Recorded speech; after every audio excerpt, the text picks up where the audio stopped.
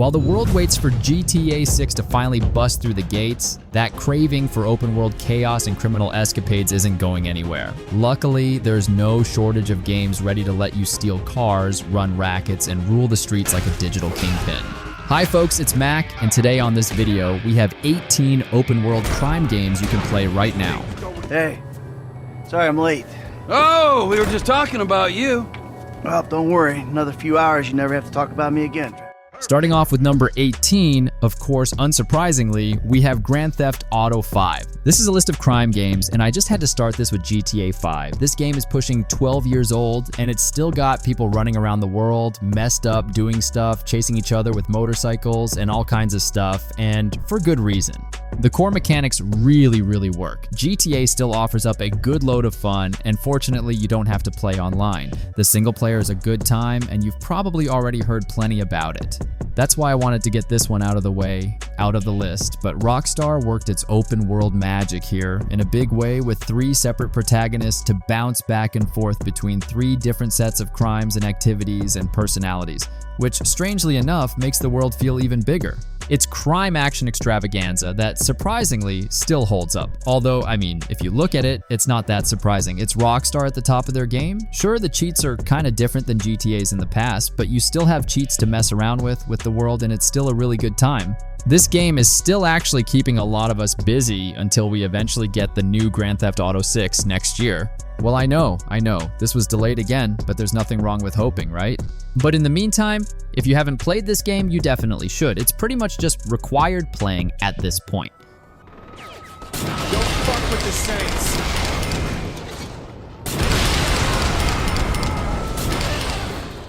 Now at number 17, we have Saints Row the Third. The overall trajectory of the Saints Row series has been fascinating, but one thing that has remained pretty much consistently strong are the stories. Before convoluted plots and overambitious storytelling sank the reboot, Saints Row stories were always at least fun, if not always clever. The third, in particular, manages to juggle a lot but does so in a way that feels like it makes internal sense. The story of this game can be reduced to simply a gang war with a wrestling gang, and that doesn't sound all that clever. Saints Row is a game where part of the story involves government oppression within a simulation. Think The Matrix, specifically in Saints Row 4. In the third, you play as a celebrity, basically the top of the food chain when it comes to gang life. You've been living large on your past successes, and like everything in life, when you start living large, everything starts to get out of control, and when everything gets out of control, your decline is inevitable. Sounds actually like a pretty, I don't want to say serious story, but one that you could tell with any kind of gravitas you want. But it's told with utter ridiculousness, making it pretty funny, and that's the essence of Saints Row. You get betrayed by a new gang in town, the Syndicate, and they're the ones who make the wrestling gang that we mentioned at the top. There's another game that does wrestling gangs as well, which we'll get into at some point in this list, but Saints Row the Third does a lot better job selling you on the idea. I love this kind of plot because it's nearly constant escalation, one absurd sequence after another, and it has enough hooks and memorable characters to keep the story engaging and fun the whole way through. Anyway, be sure to check this one out. Brace yourselves for collision! Fire! Fire! Fire!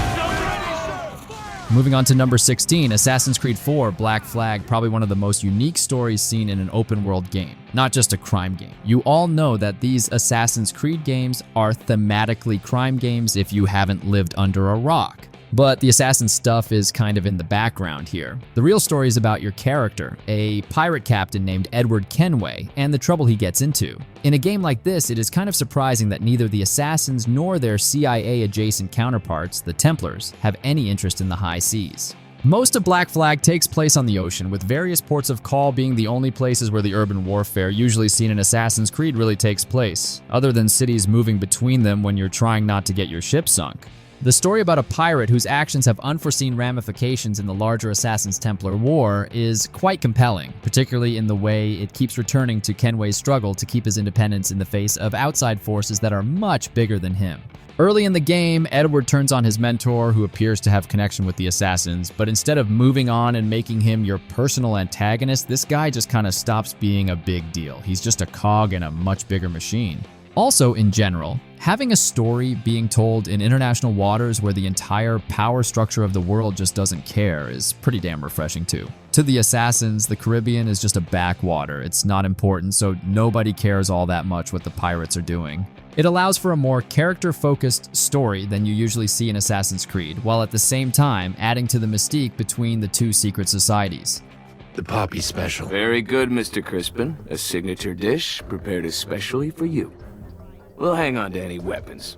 At number 15, we have Watch Dogs. I mean, come on, it's Hacker GTA. Let's get real simple on that one. I mean, obviously there is more going on than that, but it does make it an open world crime game and it tells a story. Yes, it tells a story about a lot more than just crime, but what's interesting about Watch Dogs is that they went with a character who a lot of people didn't like because people like to feel like they have a degree of moral superiority over whoever they're controlling, and Aiden Pierce doesn't really allow for that. A wannabe vigilante who isn't doing what he's doing for altruistic means. He's a hacker using his hacking to get revenge on people who wronged him. This sort of moral ambiguity was actually pretty cool to see for once. It's just too bad that Aiden himself is not exactly the most exciting dude sandwiched between the GTAs and Saints Row of the world. He's kind of jarringly subdued, and personally, I think that was a prime reason why people hated on him. But in truth, he's actually a much more well-measured character than you usually get. Certainly better than the Watch Dogs sequel protagonists, who have a lot of reasons to do what they're doing, but none of which are made particularly clear because that's not really important in the way that game comes off. Let's also not pretend like the story somehow elevates the missions, which are largely stealth-based and usually pretty dry in the first game, in comparison to the following iterations. But there is fun stuff that happens, and when it ramps up really nice.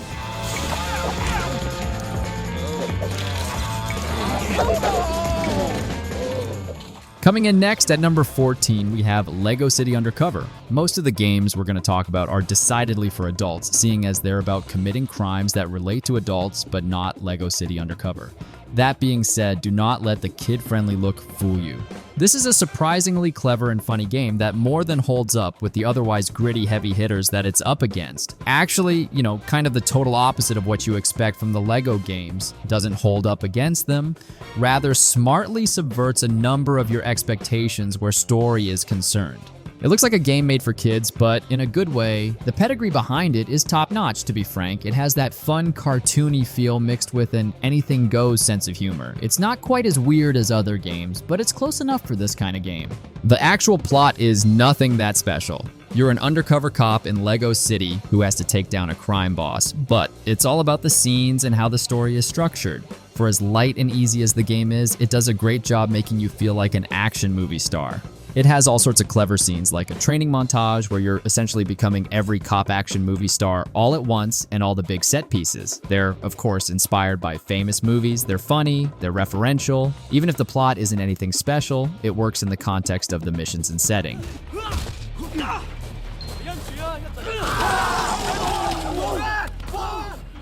Next on the list, we have Sleeping Dogs Definitive Edition, one of the more basic stories in open world crime land, but Sleeping Dogs makes it work. And I would argue to a certain extent that it's what actually makes it refreshing. Sitting down and playing Sleeping Dogs is kind of refreshing. The plot is just simple, cop in too deep with the Hong Kong Decker gang, has to navigate the conflicting demands of his superiors on the force and his gang bosses, neither of whom he can kind of satisfy completely. The central premise is familiar if you've seen any movie with an undercover cop in the past years, but that's really not what's interesting in this game. It's a marriage of the more interesting and unfamiliar setting and culture with an old premise. It makes it really special and actually makes it feel unique, but also the fact that it's told really well. The characters are also well fleshed out. There's very strong voice acting, and it makes up for what's very familiar in the plot. Is it otherwise a pretty run-of-the-mill setup? Yeah, of course it is, but it ends up being one of the most compelling stories in the entire genre just by handling that careful balance that a game requires to make it into a game while also maintaining immersion in the story, which is actually a little more precious. And when I say precious, I mean precarious than the characterization would lead you to believe. In short, they're doing a lot of things right that it's hard to identify exactly what all they are, but it works both as a story and as a game. 2 of the dead guys caught in the crossfire were carrying Army surplus morphine. Get over there before homicide tramples all over the place. Moving on to number 12, LA Noire. This one, I would say Rockstar's most unique game, and I hope they eventually decide to do something with it again because there's a lot of ground to explore, especially considering the amount of technical advancement we've had since LA Noire. But while the game is obviously very heavily inspired by open world crime games, it's also very different than pretty much anything else they've ever done. It's more of an adventure game than anything else. You're a police detective. You're solving crimes, and most of the time you're doing it with your wits rather than violence. Obviously, the game has plenty of shootouts, it is just how Rockstar works, right? But the main gameplay is going from one scene to another, looking for clues and interviewing suspects. The thing is that all the people you meet that are involved in these cases, of course, tell you everything you need to know. No, not really, they actually don't tell you everything. So, what you're gonna do is look at their faces and guess if they're telling the truth or not. This game took a massive swing, both in terms of gameplay and story, and for most people, I don't know if I'd call it a complete miss, but not necessarily a home run either. Personally, I think it does work, and I understand certain things don't work perfectly, but I'm a pretty big fan of the game.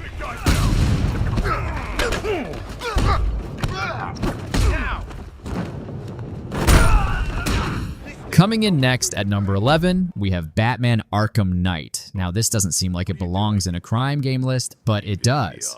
And it should be pretty obvious that it would be because, I mean, it's Batman. One of the things that you say when you're talking about Batman is crime doesn't sleep, so neither does he. It's something that traditionally is a little more low-key with Rocksteady games because, you know, they tend to be more Arkham for whatever reason. The first game takes place entirely in Arkham Asylum. The second expands to a small version of Gotham City, which is more of a giant prison before finally going into the whole city in Arkham Knight. I guess you could say that the narrative arc is more about increased scope than it is about anything new, and that carries over to the story. They follow the same basic template. Bad guy gets control and Batman's gotta take him down. But in Arkham Knight, things finally get personal. They bring back Joker, sort of, who died at the end of the second game, but he's back as an illusion, let's say. And that's part of what's so cool about this story. It keeps escalating, and it plays on your expectations well, specifically because of how it uses the whole Gotham City rather than just the Narrows. It all adds up for a superhero crime game, though. Pretty serious stakes. All units, heads up. I'm gonna disable this phone. All right, moving on to number 10, it's Need for Speed Hot Pursuit Remastered. Yes, I know, this is just a racing game or something like that. Believe me, not all the Need for Speed games I would classify as a crime game. Most of them are just fast cars going really fast and trying to get away from the police. But Hot Pursuit goes a little bit further, I think, and into that crime category. I think this is proper racing crime game. It's one of the earlier open world crime games of its kind. It really steered away from traditional crime elements compared to what I just said of yapping on a little bit there. It really is more focused on racing, on pursuits, that being a thing that's crime focused or whatever. Look, I'm sorry guys, some of you are gonna be great. This belongs on the list. Others are gonna go, why is this here? I'm just gonna go ahead and deal with that up front. But anyway, you either play as a street racer, you're trying to evade the police, or you're the police and you're trying to get the street racer. It's a game about breaking the law and enforcing it as well. I mean, it's not the only game like this. In fact, the original Need for Speed games were a lot more like this. And honestly, to some extent, there's a good argument to be made here that maybe some developers were a little inspired by them for some of the design elements as far as the police, especially the chase sections, are involved. But Need for Speed Hot Pursuit brings it back, hits a new gear with it, and it is an open world game. I appreciated at least trying to add a little bit of symmetry. So anyway, this is still playable and also available on almost every platform, and yeah, I can wholeheartedly recommend that you play this. Going in. Like that. You're moving. You're fucking dead. Coming in next, at number 9, we have Mafia 2, Definitive Edition. Now, while the first game was a critical darling that was very close to being legendary, didn't sell super well, and it took almost a full decade for 2K Games to actually manage to bring a follow-up for this one. And it's a lot less shiny than the original, but in some ways it's actually better too. You play as a low-level grunt named Vito, who's embedded first with the Clemente crime family, and then the Vinci family later in the game. You're just taking orders most of the time, but that doesn't stop the game from telling a pretty engaging story. Each chapter is almost completely self-contained. There's not a lot of overarching plot running through the whole game. Also, the game's a lot shorter and more linear than most other open-world crime games, usually more episodic, which can mean they don't make that much of an impact, but none of them are boring, and they all manage to feel unique. Even though your character's motivations don't really change or evolve, they don't really need to because you're just a goon following orders. But all the little twists and turns that happen in each mission make them worthwhile. And watching your character get pulled deeper and deeper into the mob isn't really that surprising. And what's interesting about it is they don't manage to glamorize the life like you usually see in these sorts of games, which I think makes it all the more interesting.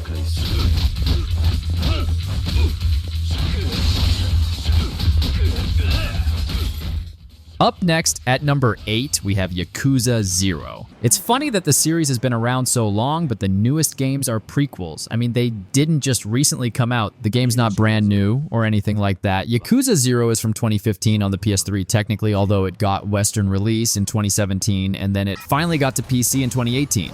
Regardless, the story chronicles the origin of series protagonists, Kazuma Kiryu and Goro Majima. You know, why they're such damn interesting fellas with all of them crazy moves, right? Anyway, the entire series is steeped in the Japanese crime dramas that often feel overdone and undercooked, but in a wonderful way.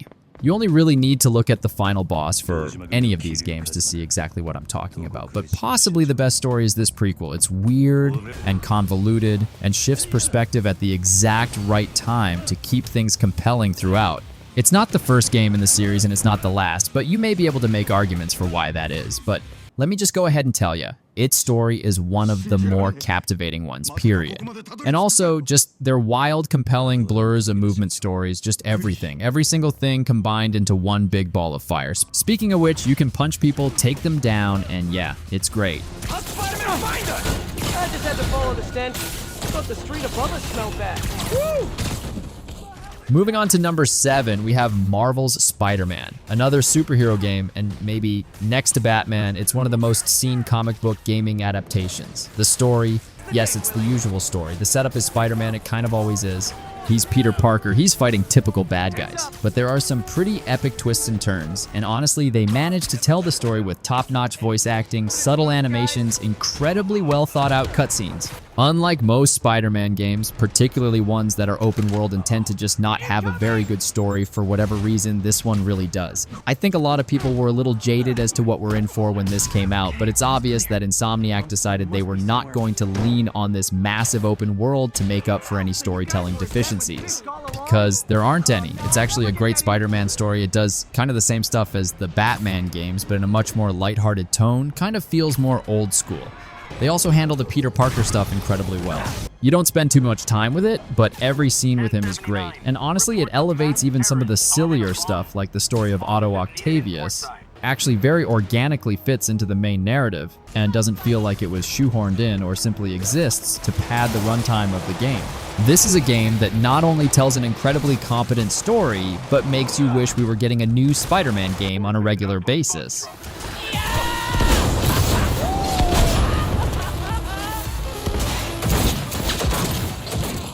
Moving to number 6, we have Cyberpunk 2077. Before I actually talk story, I don't think I need to do this, but I want to go ahead and point out again that this list is not ordered. It's not the top best order. But anyways, Cyberpunk 2077 is an interesting discussion. I wouldn't say that all of the story components lead in and make a really cohesive, overarching thing. That being said, this game could have easily been the biggest failure in story. If you're someone who paid attention to it, it's not that. It has incredible missions with fascinating characters. Of course, I mean, there's some that aren't nearly as intriguing as others. Like, for instance, I don't know that for some folks, talking to Johnny Silverhand is going to be the most compelling thing they could come up with, but although your enjoyment may vary there, it's just par for the course with the rest of the cast. It's all voice acted incredibly well. It's pretty intense stuff, and it is forced. It's not like a Bethesda game where you're missing this stuff if you want to, and I think that plays it all out a lot better, and I really appreciate that. Also, Keanu Reeves, I think that should be mentioned here. He is kind of like the heavy hitter cameo. Honestly, I think the fact that it's Keanu Reeves has the potential to pull people out of paying attention to the story, but this is kind of a best of style pick. If that makes it less compelling, the storytelling, maybe some of the elements around it, or you move on to the next part of the story and completely forget what the hell's going on, well, all that stuff shakes out a little different. It is excellent as Cyberpunk. Coming up next, at number 5, we have Empire of Sin. It's interesting that mobsters have so rarely been the focus of open-world crime games. I mean, yes, I know there's the Mafia series, but you don't see a lot of open-world games where you're in control, given almost every other context has the Mafia being kind of the end boss bad guys. Now, this is kind of an open world in the sense that it allows for free roaming exploration of Chicago's neighborhoods, and it puts you in charge of your own organization. It's not quite as freewheeling an experience as Grand Theft Auto or as story-heavy as Mafia. It's basically a mob strategy game that also lets you play with your characters, doing things like shootings, etc. The game is built from the ground up in the model of XCOM tactics, with everything outside the battles being about building your empire. You hire gangsters, extort business owners, and keep the cops in your pocket, and slowly expand your influence from one block of 1920 Chicago to all of them. There's no real long-term plot here, but there are elaborate random events that pop up to keep things interesting and deeper mechanics about keeping your current recruits happy with you, to get their backing for new businesses and getting them to do dirty work for you. There are all kinds of recruitment mini-missions and favors, you can call them later, etc. It keeps things unpredictable and engaging. While it's a little more gamey than some of the other games on the list, especially ones that aren't procedurally generated, Empire of Sin is nonetheless really satisfying managing your business and tactical strategy against the police.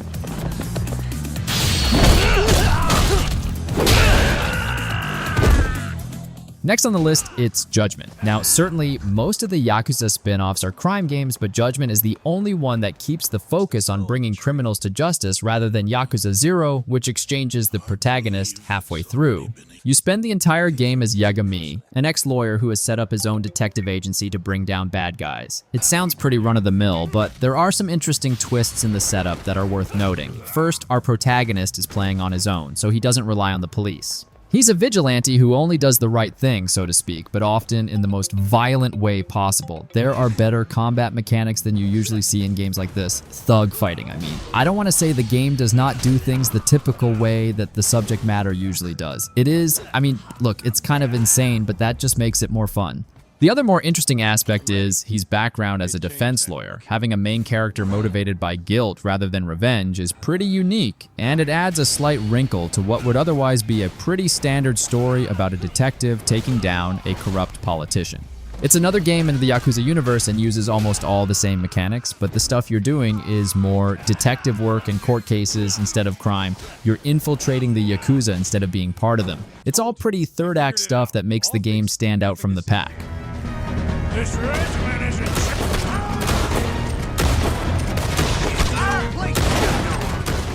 Now at number 3, surely one of my favorite crime game, it's Red Dead Redemption 2. Actually, quite a lot of people have asserted that this is the best game ever made. So yes, it belongs on the list here for sure. And of course, I have to recommend you play it. I don't know the percentage of people who play games who know that this game is necessary. Let's just go ahead and say that you need to play this game, and some people might already have. If you are one of the folks who just hasn't, you need to. I mean, it takes everything that the first game did and improves on it in pretty much every way. The voice work, the visuals, the scope, and most importantly for this list, the story. And personally, I think it's the best story Rockstar has ever told. This is a much longer game than the original, and its goals are fundamentally different. While the first is a personal revenge story, this one is a slow, methodical dissection of the psyche of criminals, as it just attempts a pretty perilous balancing act between sympathetic and unrepentantly bad people. I would say it probably takes too long to get going. When the sparks actually start flying, they fly, and the way the story subverts your expectations is pretty powerful. By the end, things get really bad and really despaired. The story goes places you just don't expect, especially in the post-game. Besides that, I mean, you got Arthur, one of the all-time best main characters. The story's good and all, but let's be real, the cowboy simulator parts are what keep bringing people back. And they're criminal, and you have to deal with the laws and bounty hunters roaming around to hunt you down.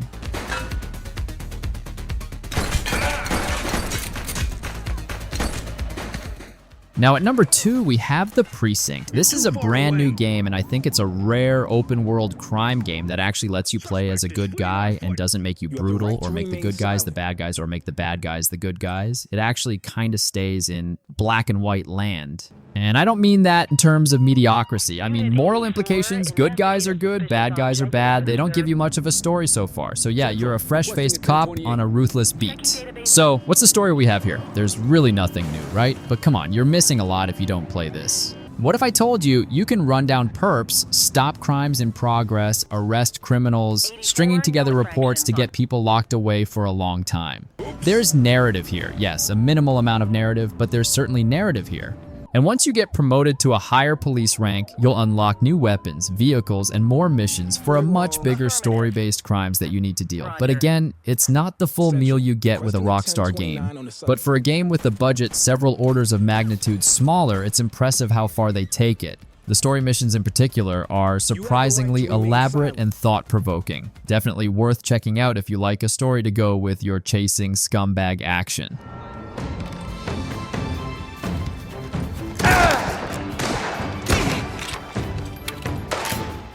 Finally, taking the top spot at number 1, I have to mention Mafia: The Old Country. Yes, this game technically just released, and so far my friends and I are still making our way through it. So just a quick disclaimer, everything I'm saying here is based purely on my personal experience after just a few hours of gameplay. Before you jump into this one, I should clarify. It's set in early 1900s Sicily and serves as a narrative-driven prequel to the main Mafia series. That means you'll be meeting a whole new cast of characters, so don't expect familiar faces from the other games to show up. Now, in terms of gameplay, everything seems to be running smoothly. Personally, I haven't had any issues with the controls. Story-wise, I think the pacing is solid, definitely better than Mafia 3, which I'd argue is the weakest entry in the series. Graphically, you probably already know what to expect.